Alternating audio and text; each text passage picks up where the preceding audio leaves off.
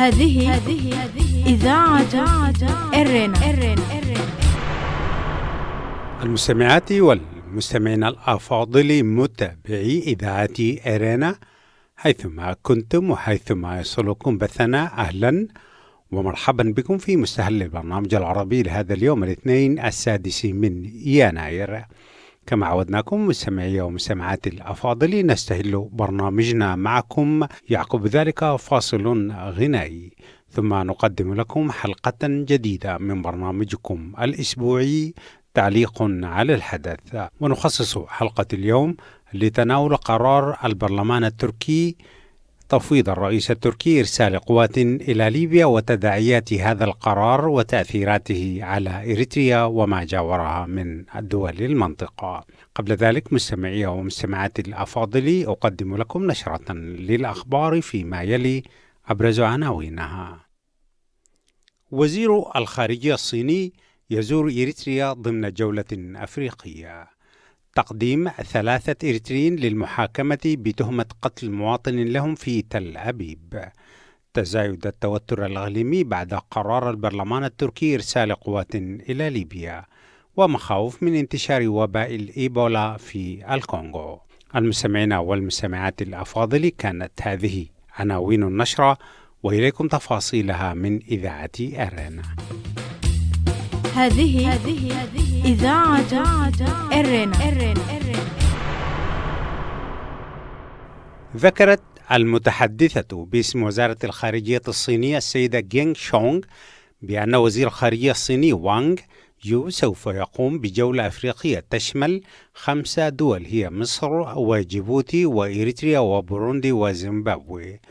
وقالت المتحدثة بأن زيارة وزير الخارجية الصيني تأتي ضمن الزيارات السنوية لوزير الخارجية لدول أفريقيا، حيث يقوم الوزير في بداية كل سنة بزيارة عدد من الدول الأفريقية من أجل تقوية أواصر العلاقات بين بلاده وهذه الدول. وسوف تبدأ الجولة في يوم غد وتنتهي في 13 من الشهر الجاري. الجدير بالذكر بأن زيارة الوزير الصيني تأتي في الذكرى 20 لتأسيس منتدى التعاون الصيني الأفريقي، وللصين استثمارات ضخمة في مجالات التعدين والبناء في عدة دول أفريقية، حيث تشير بعض الإحصاءات بأن الاستثمارات الصينية في كل من جيبوتي وإثيوبيا تصل إلى 4 بلايين دولار، وتشمل مجالات التعدين والبنية التحتية. وللصين كذلك عدة استثمارات في مجال التعدين والإنشاءات في إريتريا. أفادت وسائل إعلام إسرائيلية بأن 3 إريتريين تم تقديمهم للمحاكمة في تل أبيب مع مطلع العام الجاري، وذلك على خلفية قتل مواطن إريتري، وتم التحفظ على إريتري رابع لضلوعه في الجريمة. وكان 3 إريتريون قد قاموا بطعن المدعو كيروس تسفا ميكائيل بالسكين حتى الموت في ضاحية هاكتيفا في أحد أحياء تل أبيب. ونتجت الحادثة عن صراع بين مناهضين ومؤيدين للحكومة في أسمرة، وتم تصوير الحادثة بإحدى كاميرات مراقبة الطرق في تل أبيب. الجدير بالذكر بأن الإريتريين يدخلون في اشتباكات شبه دائمة على خلفية معارضة وتأييد حكومة أسمرة من ناحية، ولخلافات مناطقية في أحيان أخرى. شهدت منطقة الشرق الأوسط توترا جديدا على خلفية تفويض البرلمان التركي رئيس البلاد إرسال قوات تركية إلى ليبيا، وذلك بموجب اتفاق التعاون بين أنقرة وطرابلس الموقع في نوفمبر الماضي. وأدانت مصر الخطوة قائلة بأنها تساهم في تعزيم الوضع في ليبيا والمنطقة وتمثل انتهاكات لقرارات الشرعية الدولية. وحذرت مصر أيضا من التدخل التركي في الشأن الليبي. وقال نائب الرئيس التركي بأن القرار لا يعني بالضرورة إرسال قوات تركية إلى ليبيا في حال توقف قوات الجنرال حفتر من تقدمها نحو العاصمة طرابلس. للمزيد حول هذا الموضوع تابعوا معنا حلقة اليوم من برنامج تعليق على الحدث، والذي يسلط الضوء على قرار البرلمان التركي وتداعياته الإقليمية. أعلنت السلطات الكونغولية تسجيل 3373 حالة إصابة بداء الإيبولا في البلاد منذ أغسطس عام 2018، وأن 2231 شخصا من المصابين توفوا. وأضافت اللجنة الكونغولية الخاصة بالإيبولا في أرقام نشرتها يوم الثلاثاء أنه توجد حاليا 341 حالة يشتبه فيها. وأشارت اللجنة أيضا إلى أن التحقيقات فيها لا تزال قائمة، وأن ولايتي شمال كيفو ويوتيري بشرق البلاد تعدان الأكثر معاناة من المرض. على صعيد آخر، أعلن رئيس الوزراء الروسي ديمتري ميدفيديف أنه سيبدأ إنتاج لقاح لوباء الإيبولا في جمهورية الكونغو. وخلال زيارة عمل إلى مراكز أبحاث علم الفيروسات والتكنولوجيا الحيوية في إقليم نوفو سيبريسك بمنطقة سيبيريا الفيدرالية، أعطى ميدفيديف بداية رمزية للإنتاج. أبدأوا هذه المهمة مهمة للغاية. وتعاني المناطق الشرقية من الكونغو الديمقراطية من اضطرابات أمنية بسبب الهجمات التي تنفذها مجموعات مسلحة خلفت مئات القتلى، من بينهم عناصر من البعثات الصحية التي تقدم خدمات للمصابين بهذا الوباء. استمعتم فيما مضى مستمعي ومستمعاتي الأفاضل لنشرة للأخبار، هذه أبرز عناوينها. إذاعة إيرينا، صوت مستقل لإريتريا. وزير الخارجية الصيني يزور إريتريا ضمن جولة أفريقية. تقديم 3 إريتريين للمحاكمة بتهمة قتل مواطن لهم في تل أبيب. تزايد التوتر الإقليمي بعد قرار البرلمان التركي إرسال قوات إلى ليبيا، ومخاوف من انتشار وباء الإيبولا في الكونغو. كانت مستمعي ومستمعاتي الأفاضل تلكم نشرة الأخبار قدمناها لكم من إذاعة إيرينا. متابعة طيبة أتمناها لكم مع ما تبقى من فقرات برنامجنا. إذاعة إيرينا، صوت مستقل لإريتريا. مستمعاتي ومستمعي الأفاضل، أهلا وسهلا بكم في حلقة جديدة من برنامجكم الأسبوعي تعليق على الحدث، وفيه نتابع أهم أحداث الأسبوع الماضي على المستوى العالمي، حيث قرر البرلمان التركي يوم الخميس الماضي المصادقة على تفويض الرئيس التركي رجب طيب أردوغان إرسال قوات تركية إلى ليبيا لمقاومة زحف ميليشيات الجيش الليبي التابع للواء خليفة حفتر، مما ينذر بتأزم الأوضاع في المنطقة ودخولها حربا جديدة بالوكالة. نقدم لكم أولا التقرير الخبري لموقع الجزيرة نت، والذي غطى جوانب الخبر وتداعياته الإقليمية عبر متابعة لرصد شبكة الأناضول التركية. ثم نتابع معكم التقرير الخبري لموقع بوابة أفريقيا الإخباري، وهو موقع ليبي مؤيد للجنرال خليفة حفتر، ونقدم لكم تعليقنا على الخبر وتأثيراته على التحالفات الإقليمية لدولة إريتريا وعلاقاتها بأطراف الصراع. متابعة طيبة أرجوها لكم. هذه إذاعة إيرينا. ونبدأ بتقرير الجزيرة نت المنقول عن مصادر وكالة الأناضول التركية، وهو تحت عنوان البرلمان التركي يقر إرسال قوات إلى ليبيا وتنديد مصري وردود فعل دولية متفاوتة. وافق البرلمان التركي مساء يوم الخميس الماضي على مذكرات تفويض تسمح للرئاسة بإرسال قوات عسكرية إلى ليبيا لدعم حكومة الوفاق، وهو قرار نددت به مصر على الفور، في حين تفاوتت ردود الفعل الدولية تجاهه. وجاءت الموافقة بأغلبية 325 صوتا مقابل 184 صوتا معارضا، وستتيح مذكرة التفويض للرئاسة لمدة عام قابل للتجديد تقديم دعم متنوع يشمل إرسال قوات عسكرية إلى ليبيا لدعم حكومة الوفاق في مواجهة قوات اللواء المتقاعد خليفة حفتر. وتتيح المذكرة للرئيس طيب رجب أردوغان اتخاذ القرار بشأن توقيت إرسال القوات ونطاق انتشارها وعددها. وبعد أقل من ساعة على التصويت، قالت الرئاسة التركية أن أردوغان بحث مع نظيره الأمريكي دونالد ترامب في اتصال هاتفي الوضع في ليبيا وسوريا. وأضافت أن الرئيسين شددا على أهمية الدبلوماسية في حل القضايا الإقليمية. وقال بيان للبيت الأبيض أن ترامب شدد على أن التدخل الأجنبي في ليبيا سيعقد الوضع، مضيفا أن الزعيمين ناقشا أيضا ضرورة تخفيف حدة التصعيد في إدلب السورية. وفي ذات السياق قال ديمتري نوفيكوف نائب رئيس لجنة الشؤون الدولية في مجلس الدوما الروسي البرلمان أن بلاده ستكون مضطرة إلى بناء سياساتها تجاه ليبيا مع مراعاة جميع المستجدات، معتبرا أن إدخال قوات عسكرية تركية إلى ليبيا سيزيد من تعقيد الوضع ولن يحل المشكلات. وأضاف نوفيكوف أن المشكلات في ليبيا ستستمر في التراكم، وأن ضحيتها سيكون الشعب الليبي نفسه على حد تعبيره. من جهته قال المتحدث باسم الرئاسة التركية إبراهيم قالن أن تصويت البرلمان لمصلحة المذكرة يعد خطوة هامة لضمان السلام والاستقرار في ليبيا، مؤكدا أنها ستحمي مصالح أنقرة في شمال أفريقيا وفي البحر المتوسط، وأن بلاده ستبقى قوية على الميدان وأثناء المفاوضات. وكذا فؤاد أوكتاي نائب الرئيس التركي في تغريدة له أن بلاده ستواصل حماية مصالحها وإفشال المؤامرات في المنطقة، موضحا أن كل خطوة تقوم بها الحكومة التركية في شرق المتوسط مبنية على خطة استراتيجية وتأتي عقب دراسة عميقة. كما قال وزير الخارجية التركي مولود جاويش أوغلوف في تغريدة له أن المذكرة مهمة لحماية مصالح بلادنا ولسلام واستقرار المنطقة ولتكن خيرا.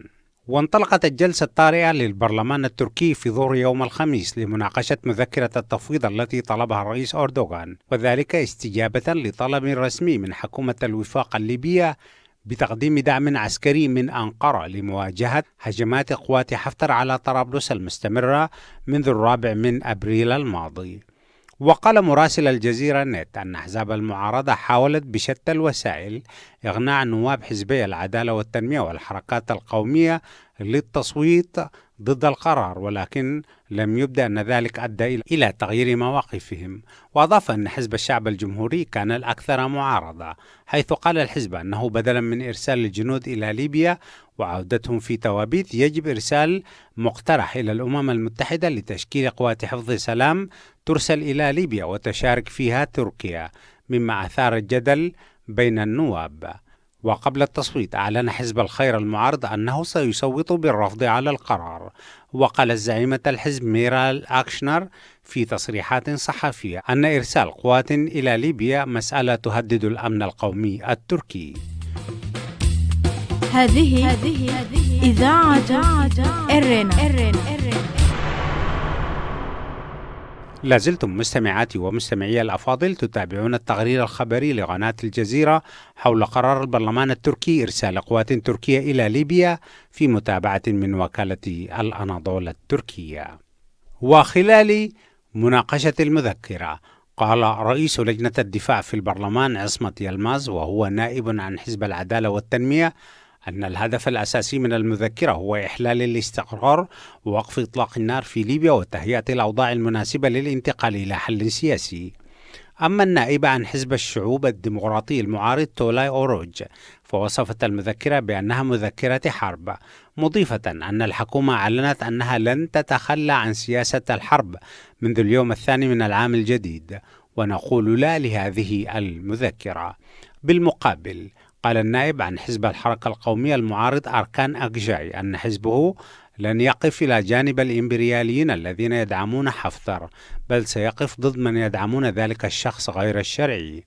ورحب المجلس الأعلى للدولة بموافقة البرلمان على المذكرة، كما شكر وزير الخارجية الليبي محمد الطاهر سيال نظيره التركي في اتصال هاتفي على دعم تركيا لحكومة الوفاق. أما وزير الداخلية الليبي فقال أن المسؤول عن قرار الهجوم على طرابلس لم يعد لديه إلا خيار من اثنين: الاستسلام أو الانتحار. وبعد دقائق على صدور القرار أصدرت وزارة الخارجية المصرية بيانا جاء فيه: ندين بأشد العبارات خطوة تمرير البرلمان التركي مذكرة إرسال قوات تركية إلى ليبيا. وأضافت الخارجية المصرية أن مصر تؤكد على ما تمثله خطوة البرلمان من انتهاك لمقررات الشرعية الدولية بحسب البيان. واعتبر البيان أن مثل هذا التدخل سيؤثر سلبا على استقرار منطقة البحر المتوسط، داعيا المجتمع الدولي للاطلاع بمسؤولياته بشكل عاجل في التصدي لهذا التطور. واعتبر مصدر بالأمانة العامة للجامعة العربية أن موافقة البرلمان التركي على القرار تعد إذكاء للصراع الدائري هناك، وأنها تتجاهل ما تضمنه القرار العربي الصادر من مجلس الجامعة قبل يومين من رفض للتدخلات الخارجية.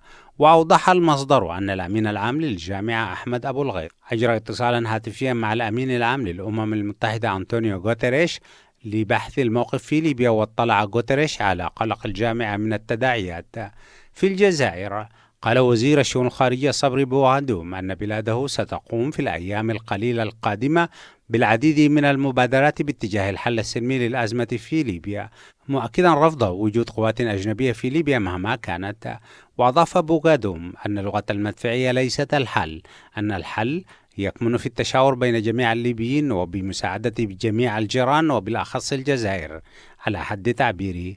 أما الناطق باسم الحكومة المغربية الحسن عبيابة فقال أن اتفاق الصخيرات مرجعي وتاريخي ومستعدون لبذل أي جهد لحل الأزمة الليبية.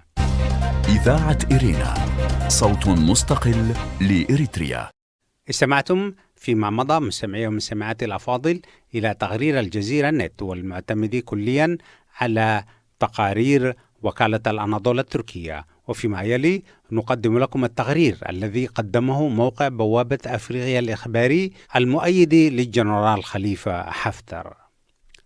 أدانت جمهورية مصر العربية بأشد العبارات في اليوم 2 من يناير 2020 خطوة تمرير البرلمان التركي المذكرة المقدمة من الرئيس التركي بتفويضه لإرسال قوات تركية إلى ليبيا، وذلك تأسيسا على مذكرة التفاهم الباطلة الموقعة في اسطنبول بتاريخ 27 نوفمبر 2019 بين فايز السراج والحكومة التركية حول التعاون الأمني والعسكري. وأكدت مصر في بيان لها على ما تمثله خطوة البرلمان التركي من انتهاك لمقررات الشرعية الدولية وقرارات مجلس الأمن حول ليبيا بشكل صارخ، وبالأخص القرار 1970 لسنة 2011 الذي أنشأ لجنة عقوبات ليبيا وحظر توريد الأسلحة والتعاون العسكري معها إلا بموافقة لجنة العقوبات، مجددا اعتراض مصر على مذكرة التفاهم الباطلتين الموقعتين مؤخرا بين الجانب التركي والسراج، وعدم الاعتراف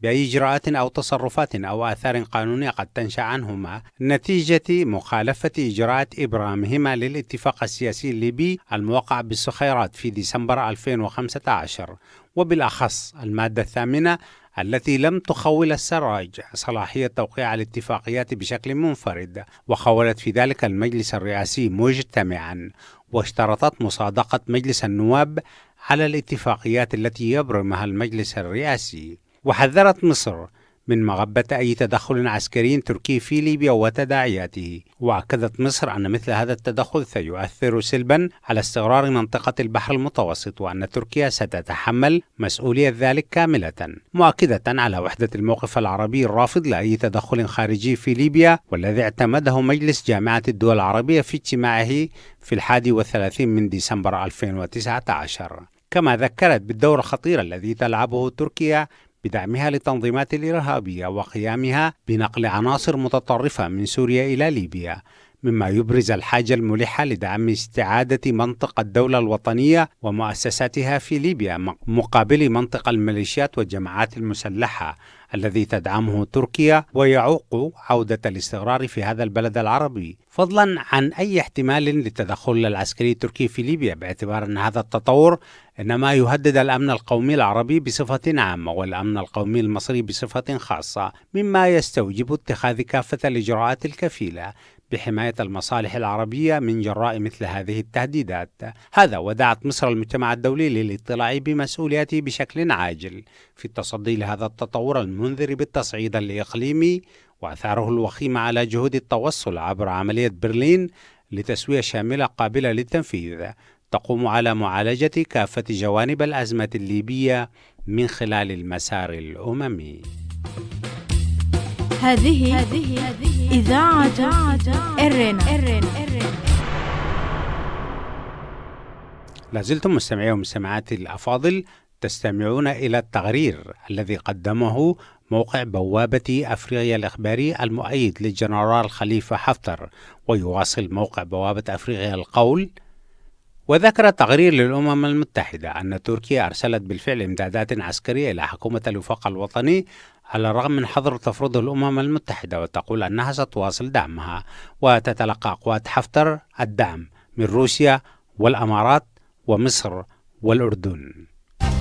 إذاعة إرينا، صوت مستقل لإريتريا. استمعتم مستمعاتي ومستمعي الأفاضل إلى تقريرين متباينين يعكسان قرار البرلمان التركي تفويض حكومة بلاده إرسال قوات إلى ليبيا حفاظا على مصالح تركيا هناك، والتقريران يعكسان وجهات النظر المتباينة ومواقف عدة أطراف دولية من القرار التركي. من ناحيتنا نقول بأن الرصد والمتابعة الدبلوماسية لما يجري في ليبيا يشير إلى أن تلك الدولة تدخل حربا أهلية واسعة النطاق يزيد من تعقيدها التدخل الأجنبي، فبينما تتدخل كل من مصر والأمارات وروسيا وفرنسا والأردن بشكل غير مباشر حتى الآن في دعم الجنرال خليفة حفتر والذي تتقدم قواته صوب العاصمة طرابلس، تقف كل من تركيا وقطر مع حكومة السراج في طرابلس، وتتمسك هذه الأطراف بأنها تدعم الحكومة الشرعية في البلاد، ولكن المحصلة هي أن الحرب بالوكالة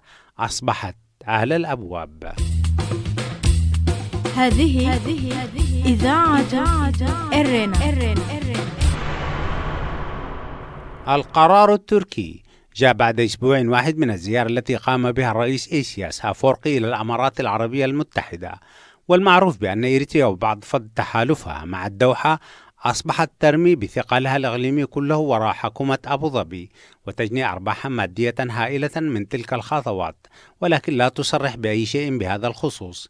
وإريتريا حليف لكل من السعودية ومصر والأمارات، وهي دول تقف في مواجهة مكشوفة ضد كل من قطر وتركيا، وكانت إريتريا قد هاجمت تركيا في بيانات رسمية منذ نهاية العام الماضي عندما قام الرئيس التركي بزيارة إلى السودان، وحصل على موافقة من الرئيس السوداني المخلوع عمر البشير بإنشاء قاعدة عسكرية في سواكن.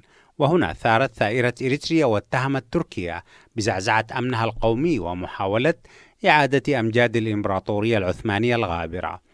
وقالت إريتريا بأن أنقرة تدعم جماعات دينية إسلامية إريترية تهدد أمنها، وذلك بالتعاون مع حكومة البشير قبل سقوطها، ولا تخفي أسمر مخاوفها من التغلغل التركي في المنطقة، خاصة وأنها تشاهد تنامي العلاقات الصومالية التركية، وكانت تركيا قد اتهمت دولة أجنبية بتفجير مقديشو يوم السبت 28 من الشهر الماضي.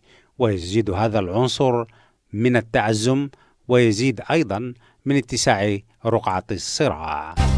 إذاعة إرينا، صوت مستقل لإريتريا. وبالطبع سوف تكون إريتريا إلى جانب حلفائها في الصراع الليبي المحتمل، حيث ترتبط أسمرة بعلاقات جيدة مع كل من القاهرة والرياض وأبو ظبي، وقد تحتاج هذه الدول إلى خدمات دولة إريتريا والتي تؤجر حسب الإشارة بتجهيز وتمويل أماراتي. وسوف تكشف مقبل الأيام مآلات الأمور مع الأزمة الجديدة في الشرق الأوسط وموقف أسمرة منها، ولكن الموقف الإريتري لن يخرج عن دبلوماسية الشيكات التي تقودها دول الخليج، وهي نفس الدبلوماسية التي حسمت أمر القاعدة العسكرية الأماراتية. استمعتم مستمعاتي ومستمعي الأفاضل إلى حلقة من برنامجكم الأسبوعي تعليق على الحدث، وخصصناها لتناول تداعيات قرار البرلمان التركي إرسال قوات إلى ليبيا واحتمال نشوب حرب بالوكالة في ذلك البلد وتداعيات ذلك على المواقف والدبلوماسية الإريترية. وبذلك نكون وإياكم مستمعي ومستمعات الأفاضل قد وصلنا إلى نهاية فقرات برنامجنا، وقبل الختام أقدم لكم موجزا لأهم ما ورد في صدر نشرتنا الإخبارية لهذا اليوم. وزير الخارجية الصيني يزور إريتريا ضمن جولة أفريقية. ذكرت المتحدثة باسم وزارة الخارجية الصينية السيدة جينغ شونغ بأن وزير الخارجية الصيني وانغ يو سوف يقوم بجولة أفريقية تشمل 5 دول هي مصر وجيبوتي وإريتريا وبوروندي وزيمبابوي. وقالت المتحدثة بأن الزيارة تأتي ضمن الزيارات السنوية لوزير الخارجية لدول أفريقيا، حيث يقوم الوزير في بداية كل سنة بزيارة عدد من الدول الأفريقية من أجل تقوية أواصر العلاقات بين بلاده وهذه الدول. تقديم 3 إريتريين للمحاكمة بتهمة قتل مواطن لهم في تل أبيب.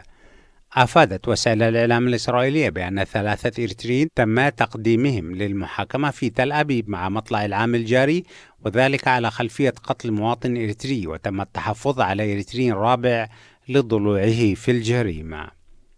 تزايد التوتر الإقليمي بعد قرار البرلمان التركي إرسال قوات إلى ليبيا. شهدت منطقة الشرق الأوسط توترا جديدا على خلفية تفويض البرلمان التركي رئيس البلاد إرسال قوات تركية إلى ليبيا، وذلك بموجب اتفاق التعاون بين أنقرة وطرابلس الموقع في نوفمبر الماضي. مخاوف من انتشار وباء الإيبولا في الكونغو. أعلنت السلطات الكونغولية تسجيل 3373 حالة إصابة بداء الإيبولا في البلاد منذ عام 2018، وأن 2231 شخصا من المصابين بذلك المرض توفوا. وأشارت اللجنة إلى أن التحقيقات لا تزال قائمة في ولايتي شمال كيفو وإيتوري بشرق الكونغو اللتان تعدان الأكثر معاناة من المرض. هذه إذاعة إرنا. كان هذا مستمعي ومستمعات الأفاضل موجزا لأهم ما ورد في صدر نشرتنا الإخبارية قدمناه لكم من إذاعة إرنا. وفي الأخير مستمعي ومستمعات الأفاضل أذكركم دوما بأنكم يمكنكم الكتابة إلينا والتواصل معنا على البريد الإلكتروني arabic@gmail.com.